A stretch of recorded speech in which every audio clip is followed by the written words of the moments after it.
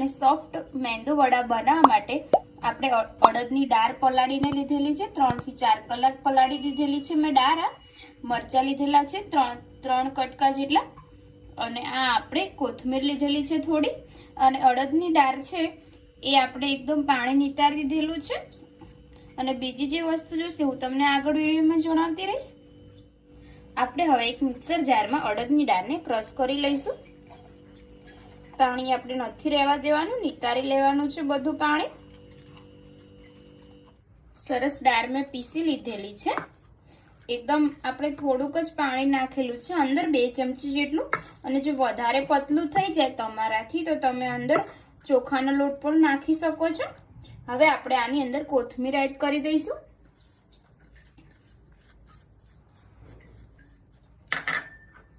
મરચાં એડ કરી દઈશું લીલા. તમે આદુ લસણ પણ એડ કરી શકો છો. હવે આપણે મિક્સ કરી દઈશું અને સ્વાદ અનુસાર આપણે મીઠું એડ કરી દઈશું થોડું, અને પછી આપણે સરસ રીતે મિક્સ કરી દઈશું.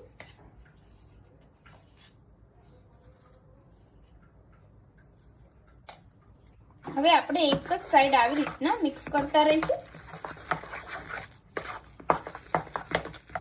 આપણે હાથેથી જ ખીરું સરસ રીતે આવી રીતના આપણે મિક્સ કરી દઈશું, અને એક જ સાઈડ આવી રીતના આપણે ફેરવતા રહીશું, એટલે સરસ રીતે આપણા મેંદુ વડા ફૂલે. હવે આપણે તળી લઈશું. તેલ ગરમ થવા મેં મૂકેલું જ છે, એટલે આપણે થોડો આવી રીતના લઈશું હાથમાં, અને આવી રીતના આપણે સહેજ ગોળ કરીશું અને તેલમાં નાખી દઈશું. મેંદુ વડાને તળી લઈશું આવું કરીને. ધીમે રહીને અંદર નાખીશું, કેમ કે તેલ ગરમ હોય એટલા માટે. અને બીજી રીતના પણ તમે કરી શકો છો, એ પણ હું તમને બતાવી દઉં છું. આવી રીતના આપણે બદામી રંગના થવા દઈશું. હવે આપણે એક ગળણી લઈશું અને એની ઉપર આપણે થોડું લોટ મૂકીશું, આ જે ખીરું છે તે, અને આવી રીતના મૂકીને ઉપર ગોળ કરીશું.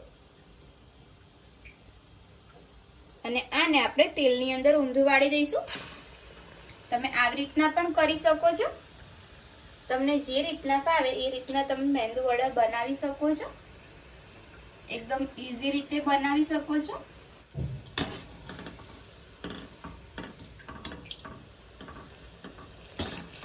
આવી રીતના આપણે બધા મેંદુ વડા બનાવી દઈશું.